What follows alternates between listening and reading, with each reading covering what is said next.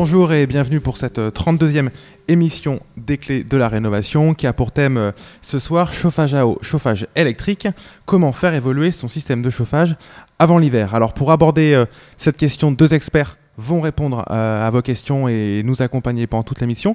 Tout d'abord Peter Lehmann. Bonjour Peter. Bonjour. Artisan plombier chauffagiste dans les Hautes-Alpes et également avec nous Martin Guibert. Bonsoir Martin. Bonsoir.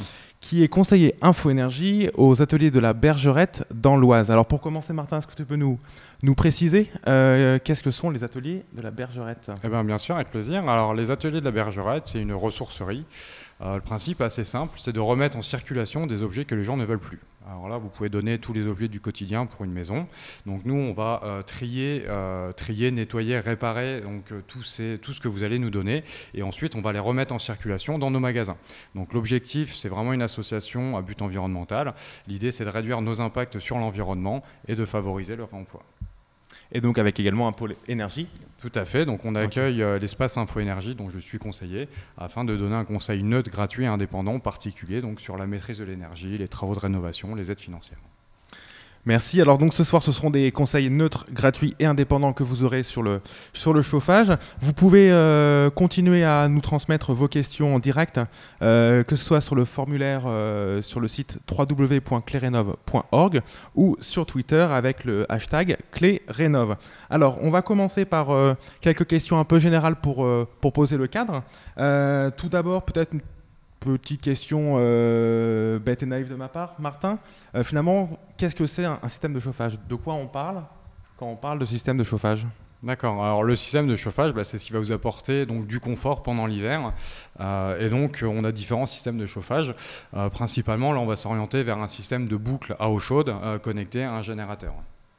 Peter, est-ce que... Alors je dirais que je pense qu'effectivement c'est de loin la meilleure solution. Je dirais qu'on a deux autres systèmes parallèles. Le premier, on va dire c'est l'électrique, c'est-à-dire que vous tirez un câble jusqu'à des radiateurs électriques. Donc ça, c'est vrai que c'est un peu la solution quand on ne peut pas faire autrement. Et après, vous avez tous les systèmes qu'on peut dire à air, c'est-à-dire ce qui va être en gros l'insert, le poêle ou les ventilos de convecteurs, sachant que ce n'est pas des systèmes très confortables parce que l'air transporte très mal la chaleur, donc il faut brasser beaucoup d'air pour chauffer pas grand-chose. Donc je pense qu'effectivement, comme dit Martin, on va se concentrer sur les circuits à eau. C'est quand même ceux qui sont les plus gros investissements et qui vont donner les meilleurs résultats en termes de confort et d'économie. Alors, on va continuer avec une petite question peut-être piège. Est-ce qu'on doit d'abord isoler ou d'abord changer son système de chauffage ? Alors là, bien sûr, on va préférer d'abord isoler la maison. Donc, on va vous faire travailler essentiellement sur l'enveloppe avant de dimensionner le système de chauffage. Parce qu'en fait, tout est lié donc, dans la partie, dans le bâtiment, où en fait, plus on va isoler la maison, on va réduire le besoin de chauffage. Une fois que le besoin de chauffage est réduit, on va pouvoir dimensionner plus spécifiquement à la maison le système de chauffage. Et donc, plus le besoin de chauffage est réduit, plus on va acheter des équipements qui sont petits, qui vont consommer moins, qui vont être moins compliqués à entretenir. Voilà, tout est lié et donc c'est comme ça qu'on va aller vraiment chercher des économies d'énergie. Parce que, je le rappelle rapidement aussi, une facture, c'est composé d'un prix de l'énergie fois une consommation. Donc on va pouvoir jouer soit sur le prix de l'énergie, c'est-à-dire en basculant d'une énergie à une autre. Par exemple, si on passe du granulé à l'électricité, on va réduire de moitié notre consommation, enfin le coût de notre facture par rapport à notre consommation. Mais pour réduire cette consommation, on va plutôt isoler le logement, donc isoler les combles, les murs, changer les fenêtres, travailler l'étanchéité à l'air. C'est ce qui va nous permettre de sécuriser un petit peu plus notre investissement dans le temps, on va dire. Je dirais que pour compléter, souvent les gens ils me disent oui, si je mets du granulé, le granulé il va monter. Oui, il va monter le granulé, évidemment qu'il va monter. Donc la seule manière, effectivement, comme dit Martin, de sécuriser, c'est d'abord de ne pas consommer. Donc et ça, donc, c'est sûr que isoler, c'est la priorité. Alors pour continuer, Peter, une question de Jean d'Alès qui te demande de passer en revue les différentes types de chaudières existantes. Quelles sont-elles ? Alors, on va faire la revue. Donc, on va dire qu'il y en a 8. C'est pas rien, quand vous êtes chauffagiste, d'avoir 8 systèmes différents à gérer. Allez, on va aller du moins écologique vers le plus écologique. Et puis chacun dira si c'est écologique ou non. Donc l'électrique d'abord, donc chauffage électrique soit par radiateur, le grille-pain entre guillemets, ou la chaudière électrique. Après, nous avons le gaz, le fioul. Après, nous avons le bois, donc qui va se décliner sous 3 volets. Donc le granulé qui est le plus connu, la bûche qui est assez connue aussi, et moins connue qui est la plaquette, donc le bois déchiqueté, qui va plutôt être utilisé pour vraiment des gens qui ont des grosses consommations. Après, nous avons la pompe à chaleur. Donc, alors, est-ce que tu peux préciser justement ce qu'est une pompe à chaleur? Alors, une pompe à chaleur, en gros, l'idée de la pompe à chaleur, c'est un frigo inversé. C'est-à-dire que vous allez prendre les calories soit dans l'air, soit dans l'eau. Via un système pour ce qu'on appelle une pompe à chaleur, en fait, vous allez vous allez récupérer ces calories, vous allez les transformer en chaleur que vous allez remettre dans votre bâtiment. Après, est-ce qu'on parle tout de suite des détails des différents systèmes de pompe à chaleur ou est-ce qu'on reste un peu plus général? On va rester général pour l'instant. Voilà. Donc, est-ce que j'en ai oublié dans les 8 je regarde, gaz, fuel, bois, élec. Ah oui, et le dernier, évidemment, le solaire, le pauvre. Tellement qu'on n'en fait plus du chauffage solaire qu'on oublie qu'il y a quand même une énergie merveilleuse qui est le chauffage solaire. Alors, attention, pompe à chaleur et solaire, toujours sur plancher chauffant. Donc, émetteur basse température. Alors justement, tu abordes la question des températures. Pour un système de chauffage, quelle est la différence entre de la haute et de la basse température? Alors, ce qu'on appelle la haute, on a en fait 2 familles d'émetteurs de chaleur. Donc on a ce qui s'appelle la haute température qui sont les radiateurs. Donc en gros, ces appareils-là vont travailler avec de l'eau entre 45 et 65 degrés. Donc tu veux dire l'eau qui circule? L'eau qui circule dans les tuyaux, voilà. 45 à 70 même. Et après, on a les émetteurs basse température, qui sont donc les planchers chauffants. Alors, je mets à part les murs chauffants et les plafonds chauffants, c'est particulier. Donc, les planchers chauffants, où on va travailler pour les meilleurs systèmes, on va descendre quasiment jusqu'à 20-22 degrés et on va monter, aller à 40-45 maximum. Donc, c'est vraiment 2 plages de température distinctes. Après, il y a ce qu'on appelle, on va dire, la mythologie des radiateurs basse température. Il faut savoir qu'un radiateur basse température, c'est un radiateur qui travaille quand même au moins à 45 ou 50 degrés de température d'eau dans le circuit. Voilà. Donc quand on parle de haute ou basse température, c'est en fait selon la température de l'eau dans le circuit, et non pas la température de l'air dans le logement. Non, c'est vraiment la température de l'eau qu'on fait circuler dans le circuit, et à partir de là, il y a des énergies qui vont y être adaptées et des énergies qui n'y sont pas adaptées. Donc en haute température, on n'a que l'électrique, le gaz, le fuel et le bois, donc sous ces 3 facettes. C'est les seuls qui peuvent aujourd'hui correctement gérer la haute température. Les pompes à chaleur et le solaire, il faut vraiment, si on veut avoir du résultat, on va dire, les conseiller sur de la basse température, donc une température d'eau qui ne dépasse pas 40 à 45 degrés. Je pense qu'on peut rajouter également aussi la performance des systèmes, sachant que sur les systèmes à basse température, on va être sur des systèmes beaucoup plus performants en général. Et donc, il faut aussi voir par rapport au contexte de la maison, c'est-à-dire que plus on va être isolé, plus on va aller sur des systèmes aussi basse température. Donc, on rejoint la question précédente sur vaut-il mieux isoler ou changer de chauffage? Voilà. Et après, il y a aussi donc, dans les émetteurs, moi, ce que j'appelle l'effet plancher chauffant. Alors ça, c'est un truc assez magique. C'est-à-dire qu'en gros, vous avez du plancher chauffant à la place de radiateur, vous consommez à peu près 25% de moins. Alors pourquoi? Parce que ça, c'est quand même pas logique. En fait, le plancher chauffant, basse température, c'est du rayonnement. Donc en fait, vous n'avez pas de mouvement d'air.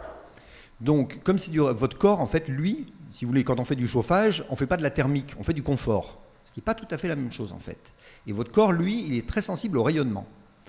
Donc, si vous avez des murs... Comme le rayonnement du soleil, par exemple. Voilà, le rayonnement du soleil qui, lui, est extrêmement puissant, et le rayonnement des murs, par exemple, autour de nous, qui est beaucoup plus faible, mais qui est très puissant, en fait. C'est-à-dire, je vous donne un exemple tout bête. Si, par exemple, vous allez dans des pièces voûtées, une pièce voûtée, par exemple, avec de la pierre, c'est du rayonnement froid. Même si vous mettez la température de la pièce à 25 avec de la pierre au mur, vous allez avoir froid, parce que votre corps va rayonner sur la pierre. En fait, c'est la pierre qui va prendre votre chaleur. Et donc, l'intérêt du plancher chauffant, c'est que justement, il va rayonner sur vous à une température faible, mais donc il va vous maintenir chaud. Le radiateur, lui, en fait, il ne crée que de la chaleur. Et plus il est chaud, plus il brasse de l'air. Et quand vous brassez de l'air, vous savez que si, par exemple, il fait 30 degrés et que vous ouvrez la fenêtre dans votre voiture, il fait frais, même s'il fait 30. Donc de l'air qui bouge, même de l'air chaud, ça chauffe beaucoup moins que de l'air immobile. Donc c'est vrai que le plancher chauffant, à lui tout seul, est un facteur d'économie. Merci. Alors on va continuer avec une question de Julie de Rouen. Je me tourne vers toi, Martin. Faut-il forcément changer de chaudière lorsqu'on veut améliorer son système de chauffage, ou est-ce que également on peut le faire évoluer peut-être petit à petit? Alors, dans un premier temps, ce n'est pas forcément nécessaire de changer son système de chauffage. Il va pouvoir s'adapter donc aux travaux de rénovation qui vont être faits. C'est les émetteurs qui vont dépendre un tout petit peu de ça. Mais effectivement, par la suite, on va pouvoir le faire évoluer, le système de chauffage. On va pouvoir rajouter des systèmes en relève. Donc, de type des pompes à chaleur, mais aussi des chauffe-eau solaires, des choses comme ça. On va pouvoir rajouter beaucoup de systèmes pour bonifier un petit peu le système existant. Donc là, sur la partie production. Voilà, sur la partie production, avec un ballon tampon, avec un échangeur, on va pouvoir rajouter, connecter différentes énergies. Donc selon un petit peu vous, l'appétence que vous avez pour les différentes énergies, on va pouvoir connecter un tout petit peu ce qu'on veut aussi dessus, sur le système. Est-ce qu'il y a également d'autres moyens pour améliorer son système de chauffage, par exemple sur les radiateurs ou sur le circuit? Alors effectivement, on peut toujours améliorer son système de chauffage. Déjà, calorifuger les installations en zone froide, ça va permettre d'augmenter la performance. Utiliser des robinets thermostatiques, on va pouvoir aussi utiliser tous les systèmes de programmation, donc de régulation du chauffage. Ça va être très très important. Aujourd'hui, c'est un gros facteur d'économie d'énergie, la régulation du système de chauffage. C'est ce qui va permettre d'avoir un confort homogène dans toute la maison, de chauffer ou pas des zones de la maison. Très bien. Peter, quels sont les éléments à prendre en compte? Quels sont un peu les critères qui vont permettre de savoir si je dois ou non changer mon système de chauffage? Je dirais qu'il y a plusieurs critères. Je pense que le premier critère qui fait que les gens viennent nous voir, en général, c'est le prix. C'est trop cher. Donc je pense qu'effectivement, le premier critère qui va pousser à changer un système de chauffage, c'est très prosaïquement le fait que ça coûte beaucoup trop cher. Voilà. Pour moi, c'est... Donc que la situation existante, les facteurs d'énergie sont trop élevés. Voilà. Voilà. Donc après, évidemment, là, à partir de là, on fait appel au conseiller Info-Énergie, évidemment, qui va proposer des solutions globales. Après, effectivement, il y a l'âge du matériel, ça c'est clair. C'est que un vieux matériel, effectivement, est moins performant qu'un matériel neuf. Mais on revient toujours, effectivement, vraiment à cette question de prix. Après, il peut y avoir aussi une question d'éthique, c'est-à-dire qu'on en a peut-être assez de... Moi, j'ai un client récemment, là, il voulait plus avoir de fioul. Il en avait marre de son fioul, il supportait plus l'odeur, il voulait autre chose. Donc ça peut être aussi une raison de changer de système de chauffage. Martin, est-ce que tu veux compléter ? Sur le système de chauffage, non, à part que nous, on invite vraiment les gens à découpler les émissions de chaleur de la production. Ça permet aussi, comme le disait Peter, donc des fois c'est un problème d'énergie qui est trop cher. Le fait de découpler, donc d'avoir un réseau d'eau auquel on va associer une production, ça va permettre de basculer, d'opérer un changement d'énergie s'il y a besoin. C'est-à-dire que si l'électricité c'est trop cher, on va pouvoir connecter une chaudière à granulés et donc là réduire la consommation d'énergie, le coût de l'énergie grâce à ça. Donc après, il faut que les gens choisissent le système dont ils sont un peu plus proches, dont ils auront plus... parce que c'est sûr qu'il y a des systèmes qui nécessitent de la manutention. Si on a une chaudière au bois, ça nécessite quand même de transporter tout le bois. Il y a des systèmes où on a juste appuyé sur un bouton. Donc là, c'est... Une fonction de mode de vie également qui va rentrer Exactement. En ligne de compte. Alors donc justement, pour savoir finalement si on doit changer son système de... plutôt vers quel type de système aller, vous avez cité un certain nombre de critères. Donc on a vu tout à l'heure le niveau d'isolation, la question de l'éthique que tu citais, la question du prix, le système en place, les modes de vie. Alors si on vient à la question du système en place justement, quels sont les signaux d'alerte que toi en tant qu'artisan chauffagiste tu repères ou tu peux repérer par exemple sur une chaudière fuel, si on prend l'exemple du particulier qui voulait changer de combustible, quels sont les signaux d'alerte qui peuvent informer, alerter sur le fait qu'il va falloir envisager un changement? Disons le principal signal d'alerte, c'est la panne à répétition. Je veux dire, ça, c'est le plus souvent, les gens ils nous appellent pour... il y a une des questions qui était très jolie, où le chauffagiste disait « je ne sais pas si ça tiendra 1 mois ou 5 ans ». C'est vrai qu'il y a des chaudières comme ça. Donc après, il y a des améliorations possibles. Sur le fuel, par exemple, on peut changer un brûleur. Ça reste raisonnable en prix. Et puis, je dirais qu'après, il y a la mort fatale, c'est la fissure du corps de chauffe. Donc là c'est fini, quoi. Donc en général, les signaux d'alerte, c'est des baisses de... Qu'est-ce que tu appelles le corps de chauffe, excuse-moi ? Alors le corps de chauffe, donc dans une chaudière, il y a toujours ce qu'on appelle le brûleur. C'est-à-dire en gros ce qui va faire la flamme, ce qui va produire l'énergie. Et après il y a le corps de chauffe qui va récupérer cette énergie pour la transmettre à l'eau et l'envoyer dans le circuit de chauffage. C'est ce qu'on appelle le corps de chauffe. Donc en général le brûleur, ça se change. Le corps de chauffe, c'est le gros bloc de métal en gros, c'est ce qui fait le volume de la chaudière. Là c'est mort, quoi, et ça ne se ressoude pas. Donc souvent, les signes avant-coureurs, ça va être des fuites. Souvent, les gens ils nous appellent, je comprends pas, ça fuit, ça fuit, ça fuit, on rajoute de l'eau, on rajoute de l'eau. Donc quand on commence à rajouter beaucoup d'eau, bon, il y a le vase d'expansion qui peut être en cause, des fuites sur le réseau, et après, si on rajoute de l'eau, on commence à suspecter le corps de chauffe. Donc là, à partir de là, faut envisager de changer, et de préférence avant. Après, c'est vrai qu'il y a des chaudières, si on ne regarde pas le rendement et la consommation, elles sont à peu près éternelles, quoi. Alors après, je pense qu'on peut aussi rajouter le fait que s'il y a des travaux en perspective aussi, si par exemple les gens vont vouloir isoler leurs murs, qu'on va devoir décaler le réseau d'eau, ça peut être le moment aussi de s'interroger sur est-ce qu'on modernise ou pas l'installation, qu'est-ce qu'on va changer dedans, est-ce qu'on change les radiateurs, la production ou pas. Voilà, je pense que Martin a tout à fait raison. Vraiment, le tandem isolation-chauffage, c'est vraiment deux choses qui marchent ensemble, quoi. Enfin, rénovation, isolation, chauffage. C'est-à-dire attaquer une rénovation en faisant que l'isolation ou que le chauffage, voilà, je pense que c'est pas la bonne manière de prendre le problème. Je veux dire, le chauffage a vraiment changé en 15 ans et je pense qu'il faut vraiment en tenir compte. Alors justement, imaginons une situation qui peut-être parlera à certains de nos auditeurs. Je veux déménager parce que je change d'emploi ou que ma famille s'agrandit et je me lance dans un projet de rénovation de ma maison. À quel moment est-ce que je dois décider du type de système de chauffage? Est-ce que c'est vraiment très en amont, quasiment au moment de l'achat de la maison à rénover? Est-ce que c'est au début des travaux? Est-ce que c'est en cours de travaux, une fois que j'ai fait l'isolation? À quel moment finalement je dois me poser la question et faire un choix sur le type de système de chauffage à préférer? Oh bah là, c'est très très en amont, hein, parce que comme on a dit tout à l'heure, déjà le système de chauffage il tient plus ou moins de place. C'est-à-dire à l'époque de la chaudière murale gaz qu'on mettait dans un placard, c'est un peu révolu, quoi. Il y en a encore des cas où les mecs ils arrivent, ils disent voilà, je veux une chaudière à granulés, j'ai 2 mètres carrés à vous consacrer. C'est raté. Et après, on a donc les émetteurs aussi. Est-ce que si on veut mettre du solaire, par exemple, il faut penser tout de suite plancher chauffant, parce que sinon ça sert vraiment à rien. Et après, comme disait Martin, il y a tout le problème de l'isolation. Ah oui. Donc en fait, le système de chauffage se réfléchit très tôt. C'est vraiment à la construction du projet. Dès le début, où là on va commencer à regarder un petit peu le bâti, comment est-ce qu'il est, la qualité du bâti, quel type de produit on va mettre dessus, avec quelle performance on va isoler. Donc ensuite ça va poser les questions du chauffage, à se dire voilà, maintenant quel est notre besoin de chauffage et de quel mode de chauffage on est plus proche. Est-ce qu'on va préférer un poêle à bois, un réseau d'eau? Si oui, on va connecter quel type de chaudière dessus. Voilà, tout est lié. Donc comme disait Peter, on va aussi se poser la question de la place, parce que stocker du bois, stocker du granulé, c'est pas comme une chaudière gaz. On va pas avoir le même volume disponible ou pas. Donc ça va dépendre vraiment de plein de facteurs. Donc c'est vraiment une vision globale du projet, même si les travaux peuvent être étalés dans le temps selon les possibilités financières ou autres.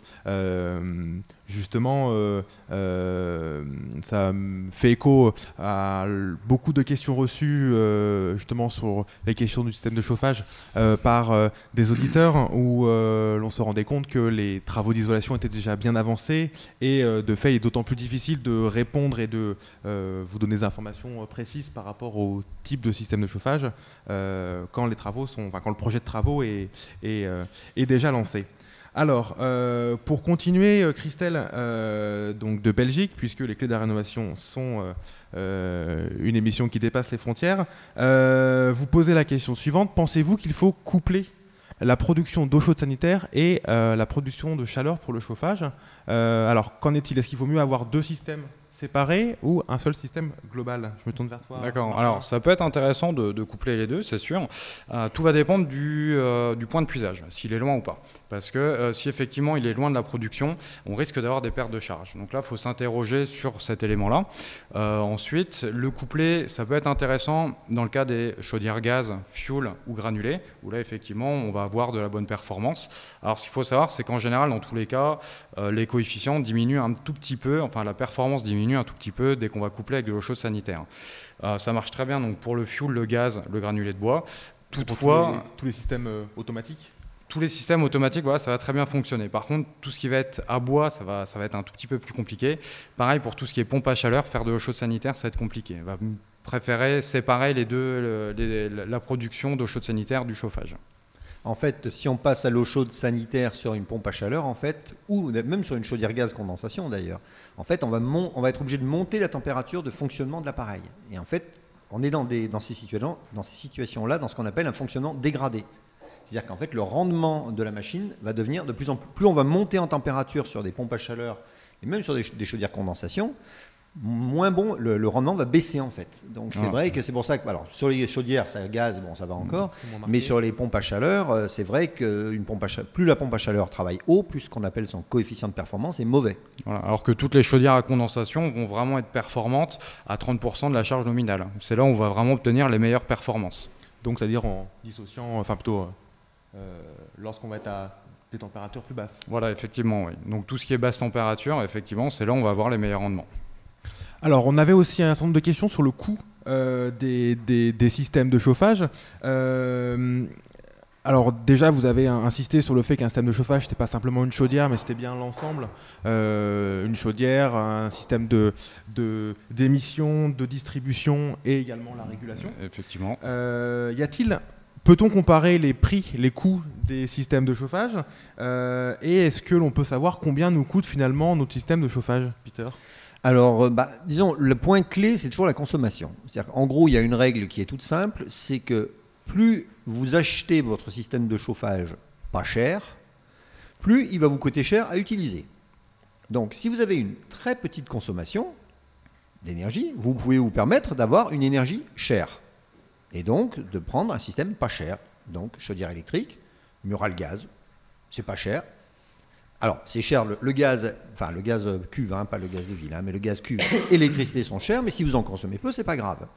Maintenant, si vous avez des gros besoins, alors, soit parce que vous êtes très mal isolé, soit pas, simplement parce que vous êtes dans un petit collectif et que donc même bien isolé, vous avez quand même des gros besoins. Là, il vaut mieux se tourner vers une énergie, à l'installation plus chère, mais qui va vous coûter moins cher à l'exploitation. Donc là, disons... Si je donne les deux exemples extrêmes, on va dire, le moins cher, ça va être la chaudière électrique avec un coût d'installation, on va être à 2500 €. Pour une maison individuelle ? Pour une maison individuelle, voilà, 2500 € pour une maison individuelle avec donc un prix du kilowattheure qui va être aux alentours de 10 à 12 centimes.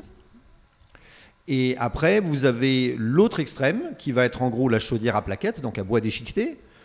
Bon, pour l'installation, vous comptez, allez, si on est gentil, 45 000 €. Et vous êtes à 2,5 centimes le kilowattheure. Donc, en gros, ce qu'il faut voir, c'est combien je vais consommer.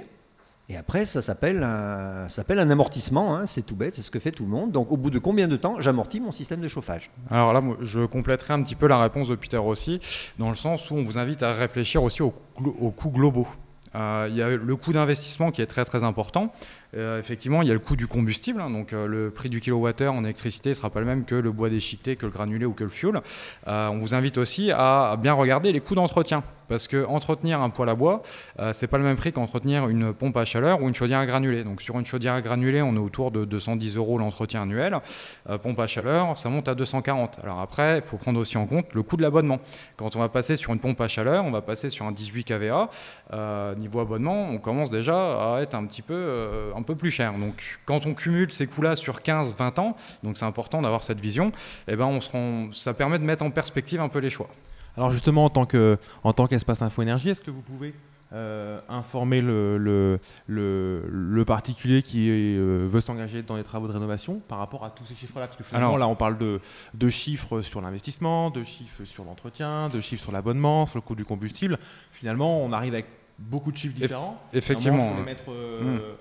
C'est sûr, ça c'est notre rôle de justement élargir un peu le débat, élargir la vision des gens et de les prévenir de tous ces coûts cachés qui pourraient subvenir à l'installation. Parce qu'il y a beaucoup de vendeurs qui passent, qui vous vendent plein de systèmes et puis une fois que vous recevez les premières factures, finalement la facture n'a pas tant diminué que ça. Donc nous, on va vous expliquer dès qu'il y a un changement de type d'énergie, quels sont les coûts induits sur ce nouveau mode de chauffage. Donc effectivement, rapprochez-vous de l'espace Info Énergie, c'est le moment où on va trouver d'autres solutions, où vous allez peut-être aussi avoir des solutions qui vont plus se rapprocher de votre style de vie, de votre besoin, de votre confort, tout en ayant une vision globale des coûts généraux. Et donc des éléments également comparatifs pour voilà, effectivement. voir on peut vous aider à comparer vos devis, c'est l'avantage. Alors, on va passer à un certain nombre de questions qui, là, concernaient plutôt des cas spécifiques. Tout d'abord, donc, on a vu précédemment qu'il était préférable, donc, qu'il fallait réfléchir globalement le projet, mais qu'il était préférable de commencer par des travaux d'isolation avant de penser l'évolution du système de chauffage. Enfin, en tout cas, les travaux sur le système de chauffage. Alors, on va justement aborder le cas de Jonathan qui habite dans le Val-de-Marne et qui vit dans une maison de 1975 chauffée au fioul avec un système, avec une chaudière qui, semble-t-il, est plutôt en fin de vie. La question justement qui est posée est la suivante. Quel système de chauffage, quel moyen de chauffage pour remplacer le fioul dans une maison de 85 mètres carrés avec un niveau d'isolation a priori moyen d'après ce que nous précise Jonathan? Alors là, disons, l'élément qui va décider le type de chauffage qui est possible, c'est le fait qu'il a des radiateurs. Donc le radiateur, c'est fioul, gaz, bois ou électrique. Voilà, donc ça effectivement, et après ça va vraiment dépendre de la sensibilité, donc bois au sens large, donc bois granulé, bois bûche, bois plaquette, 85 mètres carrés on oublie, mais voilà, donc au sens large c'est ça qui va décider. Donc après ça va être une question de budget, ça va être une question de consommation, donc sachant que, allez, une chaudière à granulés, on va chercher dans installer avec une bonne marque. Alors granulé toujours on met des bonnes marques, le bois toujours d'excellentes marques autrichiennes. Donc non, mais ça c'est clair. On n'a pas le droit de donner des marques, mais on met que de la bonne machine avec du bois parce que le bois c'est un combustible, je dirais, naturel. Et donc il y a un petit côté sauvage que n'a pas le gaz ou le fioul qui sont quand même très très calibrés. Même du granulé qui est censé être calibré, c'est quand même encore un combustible. Il faut une très bonne machine si on veut que ça tourne H24 sans être embêté. Avec un niveau de performance correct, voilà. Donc correct. Ça. Donc là, après, donc, une bonne granulée avec silo, on va être aux alentours de 17 000 € à peu près pour l'installation. Donc silo, chaudière, main-d'œuvre, régulation. Donc ce qui suppose de la place également. Ce qui suppose de la place aussi. Après, chaudière électrique, j'ai dit tout à l'heure, on va être aux alentours de 3 000. Le fuel, si on veut quand même mettre une chaudière fuel qui tienne la route, on va quand même vite filer vers les 8 000 €, 8 9 000. Au moins, ouais. Ouais, on va voir 10 000 même, on peut même petit 10 000, si on met du Weishop, il fallait pas. C'est surtout qu'on peut rajouter des problèmes quand c'est en sous-sol, il va falloir une pompe de relevage des condensats. Ça peut créer. La chaudière fuel, on est un peu mitigé, nous. Voilà, la chaudière fuel reste un investissement, c'est pour ça d'ailleurs, je trouve que c'est pas une énergie que je recommande aujourd'hui parce que ça reste quand même, si on veut quelque chose qui tienne la route, ça reste cher. Et c'est quand même une énergie qui est incertaine. Effectivement. Voilà. Et après, il y a la chaudière murale gaz. Pour 4 500 €, vous avez déjà quelque chose de très très bien, quoi. Oui, ça c'est classique, la chaudière gaz. Moi, j'aimerais faire un petit complément. Ça dépend aussi, je pense, du type d'énergie qui est disponible localement. Parce que toutes les villes ne sont pas équipées en gaz de ville.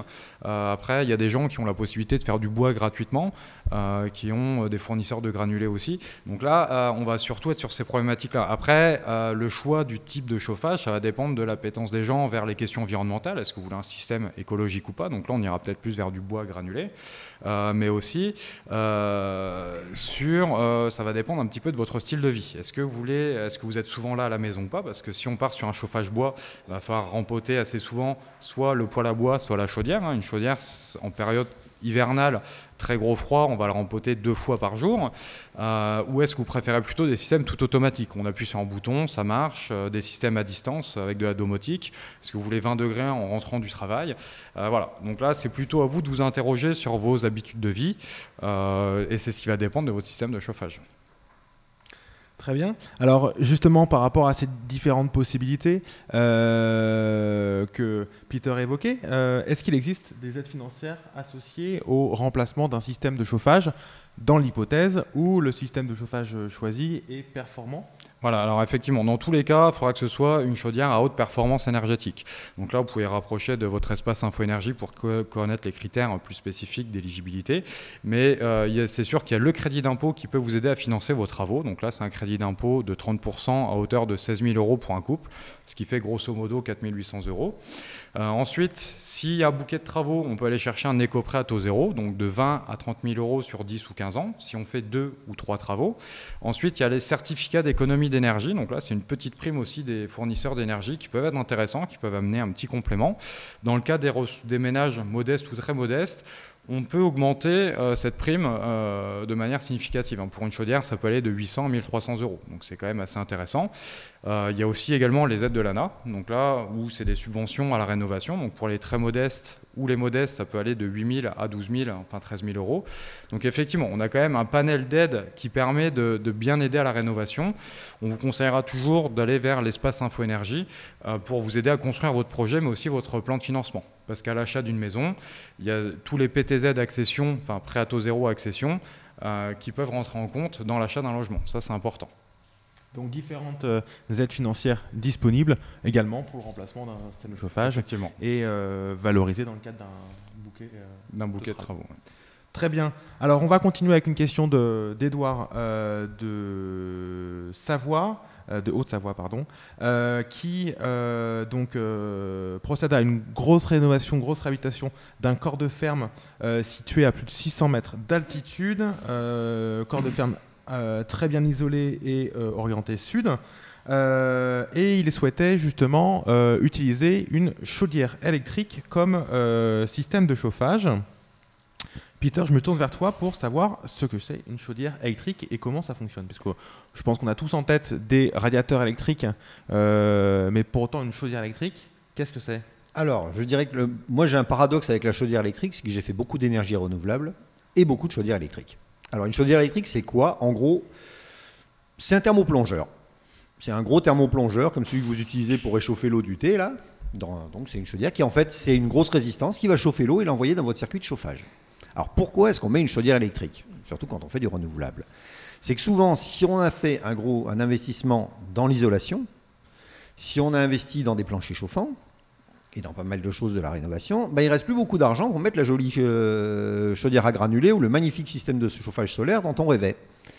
Et donc c'est vrai que là c'est une solution peut-être provisoire, qui a hélas parfois tendance à durer, mais bon, une solution au moins provisoire et relativement pas chère qui permet effectivement de chauffer un habitat. C'est cher effectivement au niveau de l'utilisation, mais au moins provisoirement en attendant de faire un système plus intéressant. Alors justement, est-ce que ça peut être un système adapté pour le chauffage d'un corps de ferme, donc on imagine d'une certaine taille, et a priori très bien isolé selon les dires d'Edouard ? Bon, alors, il faut vraiment qu'il soit très bien isolé, parce qu'il faut quand même voir que le câble, dès que vous montez dans les kilowatts, c'est-à-dire dès que vous dépassez à peu près 10 kilowatts de puissance, donc de l'appareil de chauffage ? De l'appareil de chauffage, qui n'est quand même pas énorme non plus, la section des câbles s'envole très très vite. À moins d'être en triphasé. Après, tout le monde n'est pas en triphasé, donc triphasé, monophasé. Alors monophasé, c'est 220 volts, triphasé, c'est 380 volts. En France, tout le monde est au monophasé. En Allemagne, tout le monde est au triphasé. Voilà. Mais effectivement, si on veut vraiment utiliser réellement une chaudière électrique, il faut ce qu'on appelle du triphasé, donc du 380 volts, qu'on trouve dans toutes les vieilles fermes d'ailleurs, parce que les paysans, ils avaient ça pour faire tourner leurs machines. Et donc, également avoir une habitation qui est très bien isolée. Très bien isolée et très rapidement penser à un appoint. Alors par contre, la chaudière électrique a une grande qualité, c'est que ça se marie très très bien avec le bois, le solaire. Enfin, c'est vraiment un des appoints les moins chers et les plus souples que je connaisse. Donc c'est vrai que j'ai pas mal d'installations qui tournent par exemple. Moi je suis dans les Hautes-Alpes, donc souvent quand il fait très très froid, il fait très très beau. Donc c'est les jours rouges. Et ces gens-là, souvent je leur ai mis un solaire avec, parce que le solaire thermique, même s'il fait très froid mais qu'il fait très très beau, ça marche super bien. Donc en fait, quand il fait très très froid et très beau, il coupe la chaudière électrique, il se chauffe au solaire. Et quand c'est un peu couvert, un peu moyen, en général, il fait un peu moins froid, donc c'est les jours bleus. Donc il se passe plutôt sur l'électrique. Moi, je mettrais aussi un petit peu l'accent sur la régulation. Quand on parle de grosses bâtisses, là, ça va être important de bien réguler la température à l'intérieur du logement. Donc là, je pense que ça peut être très intéressant de mettre une sonde intérieure et extérieure pour vraiment bien réguler la loi d'eau, ce qui va permettre de réaliser des économies d'énergie aussi. Alors justement, j'en profite pour t'interrompre, puisque Edouard évoquait également le choix des sondes et des thermostats. Là, tu as parlé de sondes intérieures et extérieures, tu as parlé de loi d'eau. Est-ce que tu peux nous préciser à quoi servent ces sondes et qu'est-ce que la loi d'eau ? Ok, alors les sondes vont permettre de moduler la température de l'eau dans le réseau. C'est-à-dire que dès qu'il va faire froid à l'extérieur, on va avoir besoin de mettre de l'eau chaude un tout petit peu plus importante en termes de température dans le réseau d'eau pour compenser justement les pertes. Et bien sûr, il faut le mettre en perspective par rapport à la température intérieure. Il ne s'agit pas que de chauffer via l'extérieur, parce qu'avec les niveaux d'isolation actuels maintenant, on subit beaucoup moins les variations extérieures. Donc c'est-à-dire que la chaudière va automatiquement calculer le débit d'eau et la chaleur de l'eau en fonction de la demande, donc de la température extérieure, mais aussi de la demande intérieure. Ça va permettre de moduler l'eau et de donner à bonne température et donc d'avoir des économies d'énergie. Alors on parle également souvent de thermostat d'ambiance. Voilà, effectivement, donc c'est un thermostat, c'est un petit capteur intérieur qui va dire, la famille veut 19 degrés à l'intérieur. Donc il va envoyer une information à la chaudière pour expliquer que là actuellement il fait moins 10 degrés dehors, on veut 19 degrés à l'intérieur, donc il va falloir donner un petit peu plus de puissance. Et donc dans ce cadre-là, où est-ce qu'il faut placer cette sonde, par exemple, cette sonde intérieure, ce thermostat d'ambiance? Alors là, c'est plutôt au chauffagiste de décider de cet endroit, mais il ne faut pas le mettre dans un endroit ni trop exposé, ni pas assez. C'est-à-dire qu'il ne faut pas que ce soit dans un courant d'air, il ne faut pas que ce soit dans l'entrée, sinon toutes les autres pièces vont subir cette surchauffe qui va avoir lieu. Donc on vous invite également à mettre des robinets thermostatiques sur chacun des radiateurs, ce qui va permettre de moduler aussi selon l'habitude des occupations des pièces. Ça va être important. Voilà, par exemple, le grand classique du robinet thermostatique, c'est dans la pièce où on a l'insert. Par exemple, si on a un insert, on met des robinets thermostatiques dans cette pièce-là et de partout. Comme ça, la chaleur de l'insert va diffuser dans la maison. Et donc, quand les pièces où elle va bien diffuser, forcément, les radiateurs vont se couper. Ça évite que le radiateur il continue à chauffer pendant que l'insert il tourne. Voilà, ça c'est vraiment une régulation toute bête. 30 € le dispositif, 15 € de mise en œuvre une fois que vous avez vidangé. Voilà, c'est vraiment la grosse économie pour le petit investissement. Pouvoir adapter finalement la température et donc le fonctionnement de la chaudière par rapport à son confort, de façon à garder un confort suffisant pour les habitants tout au long de...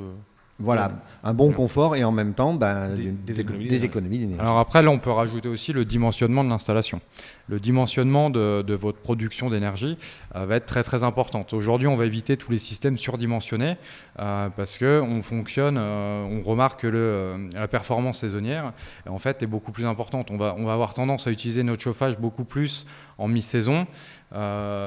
Où là, effectivement, il va falloir que la chaudière soit beaucoup plus performante en mi-saison que finalement les jours de très grand froid. Alors, je continue avec les questions d'Edouard, qui souhaitait savoir comment pouvoir faire évoluer l'installation de chauffage avec d'autres sources d'énergie.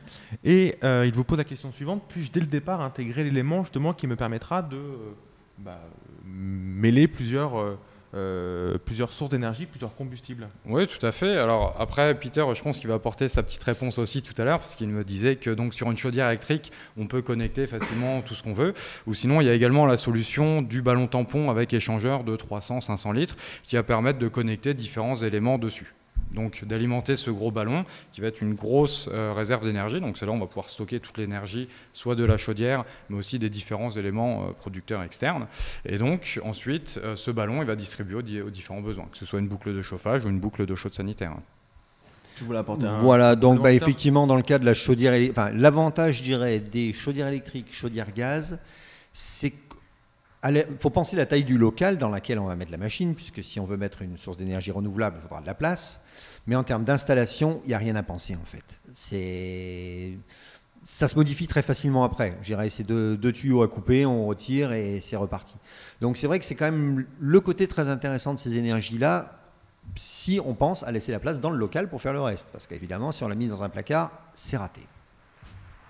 Alors, on va continuer avec une question de Benoît, cette fois-ci de la région toulousaine, donc on change totalement de région et de climat, qui nous précise que donc ils ont commencé une rénovation d'une maison de 1870, donc dans la région toulousaine, et que la chaudière fuel refuse de s'allumer, donc la question du chauffage central bien évidemment se pose, avec deux pistes envisagées, deux sons de cloche différents entre les pompes à chaleur RO et les chaudières à pellets.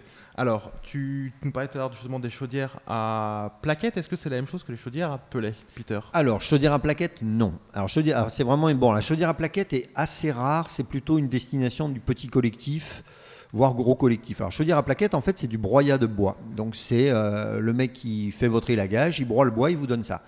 Donc c'est un combustible, c'est du bois broyé, donc c'est totalement hétérogène.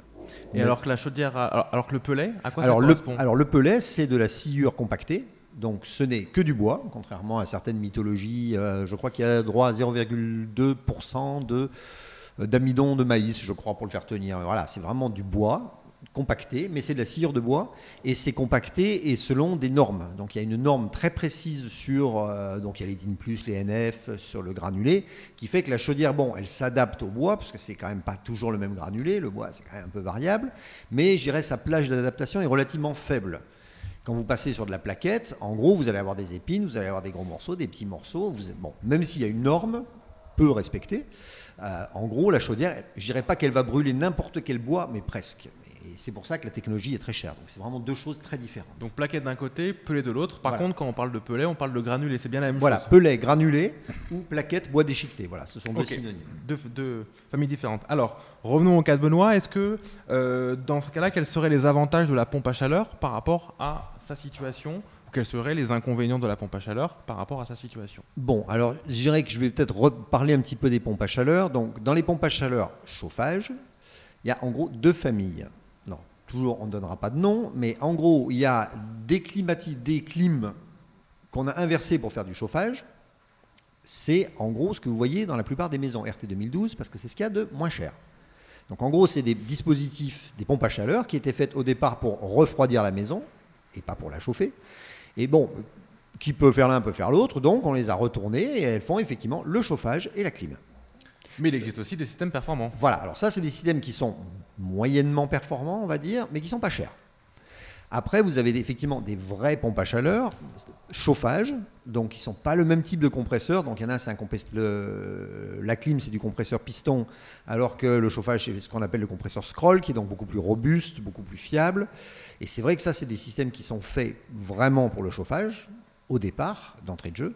Et là c'est vrai qu'en termes de gamme de prix, on commence à s'approcher furieusement de la chaudière à granulés. Donc, voilà. Alors justement Martin, pour continuer sur la chaudière à granulés, quels sont les avantages et les inconvénients de cette technologie, les bons ou mauvais retours d'expérience, comment se passe l'entretien, quels sont un peu les éléments généraux d'information que tu peux donner à Benoît par rapport à cette technologie? En tout cas, le système à granulés a beaucoup évolué depuis ces 10 dernières années. On constate que la filière est beaucoup plus mûre et on a des produits vraiment très aboutis. Donc, pour comparer PAC, pompe à chaleur et chaudière à granulés, je pense que la chaudière à granulés est une solution beaucoup plus pérenne à travers le temps. Je pense que Benoît avait besoin d'être un petit peu plus rassuré à ce niveau-là. Voilà. Alors, les avantages du granulé, c'est une ressource qui peut être disponible localement. Donc déjà, ça c'est intéressant. On est aussi sur un coût assez raisonnable, donc entre 5 et 7 centimes du kilowattheure donc pour du granulé. En coût de combustible. Voilà, en coût de combustible. Alors que sur de l'électricité, on va toujours être à peu près dans les 15 centimes du kilowattheure en moyenne. Donc effectivement, l'avantage aussi de la chaudière à granulés, c'est qu'on va pouvoir faire aussi de l'eau chaude sanitaire en plein été. Donc les systèmes ont bien évolué. Aujourd'hui, c'est possible d'avoir des bons rendements avec le granulé. Sachant que le chauffage au granulé, on est vraiment sur un produit qui est quand même relativement écologique. On utilise les déchets de scierie, donc la sciure, pour faire des granulés. Donc là, s'il y a un doute, voilà, comme le disait Peter, on arrive sur des prix de système à peu près équivalents. Ça vaut sûrement le coup de basculer vers le granulé, où effectivement, il y aura beaucoup moins d'incertitudes sur le coût de l'énergie à l'avenir. Ça va être une filière qui va se pérenniser et on va avoir un coût du kilowattheure qui devrait se stabiliser dans les prochaines années, qui devrait moins augmenter que le prix de l'énergie, de l'électricité. Effectivement, moi je vais compléter sur ce que dit Martin, parce qu'on a eu une petite discussion en off tout à l'heure sur le prix du granulé. Alors ce qu'il faut savoir, c'est que le prix du granulé, il a un avantage et un inconvénient. Il a un énorme avantage, c'est que fabriquer du granulé, mine de rien, par les temps qui courent, c'est des emplois locaux non délocalisables. C'est tout con, mais bon, il faut quand même le dire. Le défaut des emplois locaux non délocalisables, c'est que c'est fabriqué de manière locale, donc on a des variations du prix de granulé à l'échelle française qui sont quand même assez ahurissantes. En gros, moi j'ai vu une année, on était à la tonne, on était entre 240 et 350 euros la tonne selon l'endroit où on se trouvait en France. C'est une grosse différence. C'est quand même une très grosse différence. Voilà. Intérêt, c'est que nous, par exemple, dans les Hautes-Alpes, on a une centrale locale. Donc nous, on a créé un groupement d'utilisateurs avec donc des clients et d'autres gens. Et donc, en fait, nous, on fait un appel d'offres tous les ans sur une base de 150 à 200 tonnes. Et ça pour permet négocier le prix pour négocier le prix. granulé. Et voilà, on garantit le prix. Et si le gars il monte son prix, on change de fournisseur. C'est intéressant de faire des achats groupés. Voilà, c'est intéressant. Alors, essayez de faire des achats groupés avec Total ou EDF. Je vous souhaite bonne chance.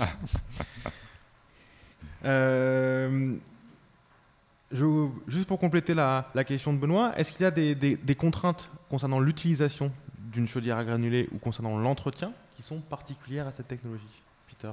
Alors, je dirais la seule. Alors, il faut un entretien annuel. Et après, la seule contrainte, c'est de vider le cendrier.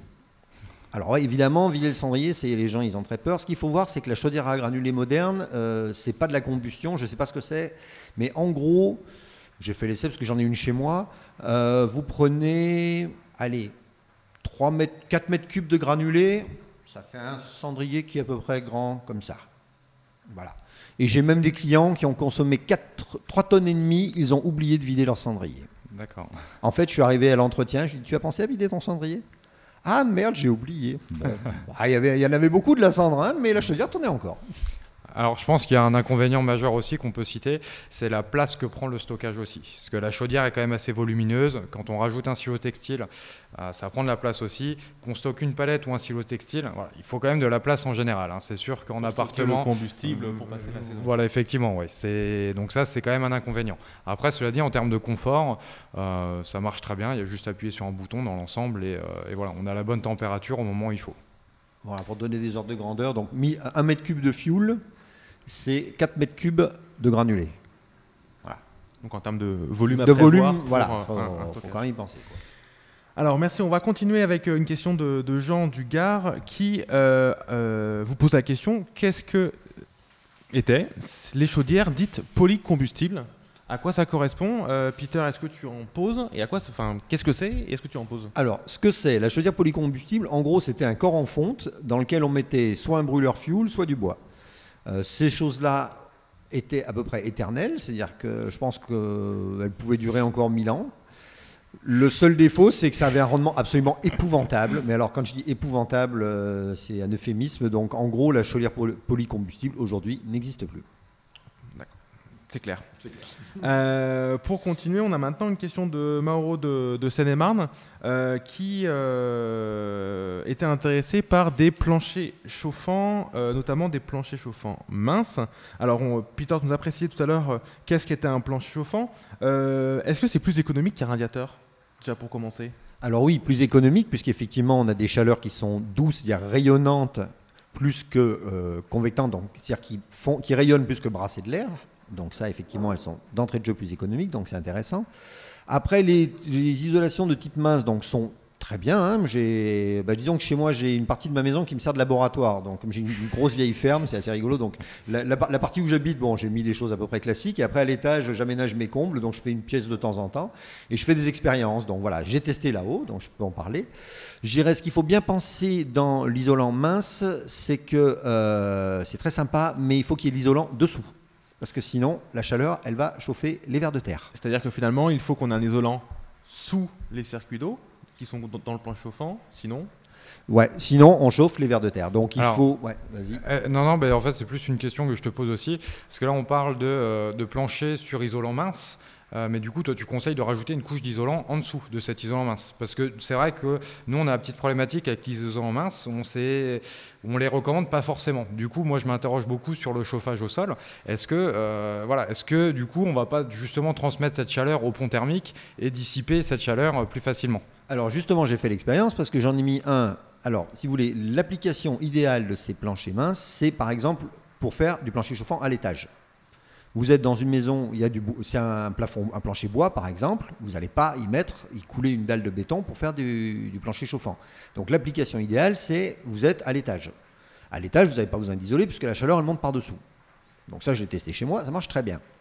Après, j'ai essayé dans la chambre de mon fils pour rigoler et je l'ai mis sur le sol avec pas beaucoup d'isolation. Bon, l'année d'après, on a rajouté un radiateur. Hein. Alors, on va continuer avec une question de Lucille de Saint-Hippolyte. Martin, je me tourne vers toi pour savoir est-ce qu'il peut être intéressant d'installer une climatisation en supplément lorsqu'on a un chauffage électrique avec des radiateurs très performants? D'accord. Alors là, je pense qu'il s'agit surtout d'un petit problème de confort d'été. Donc, alors la climatisation, ce qu'il faut savoir, en général, ça coûte très cher, hein, que ce soit à l'installation, à l'usage ou autre, ou à l'entretien, c'est très très cher. On va plutôt préférer vous faire travailler sur le confort d'été. Donc, on va plutôt vous faire travailler sur l'isolation de la maison. Donc, plutôt mettre des isolants qui vont être assez denses, qui vont permettre un temps de déphasage assez important entre le jour et la nuit, ce qui va permettre de rafraîchir la maison. Alors après, on peut travailler aussi sur tout ce qui est occultation et bien entendu tout ce qui est brise-soleil, etc. Donc il y a tout ce qui est pergola, on peut rajouter aussi les protections solaires, les débords de toiture. Donc c'est vrai que dans le neuf par exemple, c'est beaucoup ce qu'on va faire. On va essayer de faire en général un débord de toiture de 80 cm, ce qui va permettre de mettre les vitrages à l'ombre dès 13 heures. Donc ça veut dire que l'isolation qui est une bonne piste pour l'hiver, l'est aussi pour l'été. Effectivement, ça va améliorer sensiblement le confort d'été, notamment par la densité. D'ailleurs, une émission l'année passée était consacrée au confort d'été, donc n'hésitez pas également à consulter les anciennes émissions des Clés de la Rénovation pour avoir des réponses par rapport au confort d'été. Alors une dernière question pour terminer était posée par Maxime de Fontenay-aux-Roses qui lui n'a pas sa chaudière fuel en panne pour la bonne et simple raison qu'il habite en appartement chauffé à l'électrique avec donc des radiateurs électriques et il vous pose la question de comment améliorer la situation sachant qu'il ne peut pas intervenir sur son système de chauffage, en tout cas sur la source d'énergie. Quels sont les conseils que tu peux lui donner, Martin? Alors dans un premier temps, je me tournerai beaucoup plus vers la régulation. Essayer de faire un hiver avec une nouvelle régulation, essayer de réguler les radiateurs électriques pièce par pièce selon le mode de vie, etc., l'occupation. Je pense que dans un premier temps, ça peut être beaucoup plus performant, hein. Aujourd'hui, on fait des systèmes centralisés qui envoient des informations à tous les radiateurs pour dire on chauffe pas. Dans un premier temps, je vous conseille d'essayer ça. Dans un second temps, ça vaudrait le coup effectivement de réfléchir aux radiateurs type chaleur douce. Donc là, on va plutôt être sur un système qui va accumuler de l'énergie, donc comme un réseau d'eau. Et une fois que le radiateur se coupe, il va continuer à émettre un tout petit peu parce qu'il a accumulé des calories. Mais bon, dans un premier temps, plutôt régulation. Et si vraiment c'est pas efficace, on pourra vraiment s'interroger sur le changement des radiateurs. Voilà, je confirme effectivement. Bon, la régulation, c'est vraiment ce qu'il y a de plus efficace, hein. Donc pareil, c'est des genres de choses qu'on essaye chez les gens. Des fois, on remplace juste la régulation. Et c'est vrai que la régulation, c'est facilement 20-25% d'économie. Et après, les radiateurs chaleur douce, disons par rapport à son ancêtre, le grille-pain, l'astuce est toujours la même. C'est-à-dire qu'en fait, au lieu d'avoir un système comme le grille-pain qui brassait de l'air, en fait, le radiateur chaleur douce, c'est un radiateur en fait, qui va rayonner beaucoup plus que brasser de l'air. Donc en fait, il donne plus de confort. Comme il donne plus de confort pour une température moindre, eh ben on chauffe moins. Et donc on va apporter de l'inertie, on va chauffer un petit peu plus les murs, les meubles, etc. Ce qui va être beaucoup plus important. Parce qu'effectivement, surtout aujourd'hui, alors plus on vient isoler les maisons, on vient les étancher aussi. On va rajouter des membranes d'étanchéité à l'air, hein, ce qui va permettre de protéger de toutes les petites fuites d'air qui vont être source d'inconfort. Et donc dès qu'on vient étancher la maison, il va falloir la ventiler. Et donc, avec le radiateur électrique, si vous voulez, si on chauffe l'air et qu'on vient l'aspirer avec la VMC, du coup, on chauffe un peu les étoiles. Donc, vaut mieux s'orienter vers des systèmes qui vont donner de l'inertie, hein, donc comme les réseaux d'eau ou, alors dans une moindre mesure, les radiateurs électriques, mais à accumulation, où on va être sur un confort qui va être beaucoup plus augmenté. Merci beaucoup, Martin, pour cette réponse. Peter, une dernière information, on est le 13 septembre. Est-ce qu'il est encore trop tard pour entretenir son système de chauffage et vérifier que tout fonctionne avant la saison de chauffage? Là, c'est maintenant qu'il faut le faire. Donc nous, on est en plein dans la saison des entretiens. Et je dirais que, allez, pour le chauffagiste, le 15 septembre, 15 décembre, c'est un peu le 15 août du plagiste, quoi, hein. C'est vraiment la haute saison, c'est là où on entretient, c'est là que les gens qui s'aperçoivent que la chaudière elle est cassée, qu'il faut la remplacer, que ça coûte trop cher. Là, on a le prix du fioul apparemment qui a flambé suite à la tornade, donc à mon avis, je vais avoir 3 coups de fil prochainement en me disant il faut changer la chaudière fioul tout de suite. Donc en tout cas, n'attendez pas avant de consulter votre espace Infoénergie pour avoir des informations sur votre système de chauffage et les pistes pour faire des économies d'énergie et votre artisan chauffagiste pour l'entretien annuel de votre installation de chauffage. Cette émission se termine et donc un grand merci à Peter et à Martin pour leurs réponses et leurs explications. Merci à tous les deux. Merci à vous. Prochaine émission des Clés de la rénovation le mercredi 11 octobre sur le thème « Comment financer mon projet de rénovation ». Là, on rentrera vraiment sur toute l'ingénierie financière et les bonnes pratiques pour entamer des rénovations globales et performantes. Dès à présent, vous pouvez nous transmettre vos questions sur le site www.clerenov.org. Merci à nos partenaires, l'ADEME, bien évidemment, Actu Environnement, mais également le magazine La Maison Écologique. J'en profite pour présenter le 100e numéro du magazine pour le mois de septembre, qui présente des maisons écologiques et pas chères. Pour rappel, après cette émission, vous pouvez, dès demain plutôt, composer le 0808 800 700 pour avoir des conseils gratuits, neutres et indépendants pour faire des économies d'énergie en appelant donc votre conseiller Info Énergie ou sur le site www.rénovation-info-service.gouv.fr. Merci beaucoup, bonne soirée, à bientôt.